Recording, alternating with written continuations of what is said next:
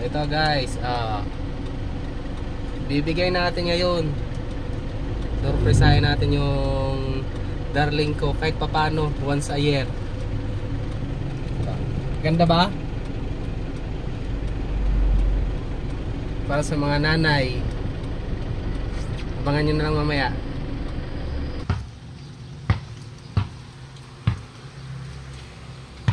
Feeling. Yan, pinapanood mo. Hoy. Oh! Hindi na! Uy, thank you! Happy Mother's Day. Uy, thank you! Kahit pa paano, para sa pampalubag-loob sa kabutihan mo. Thank you! I love you!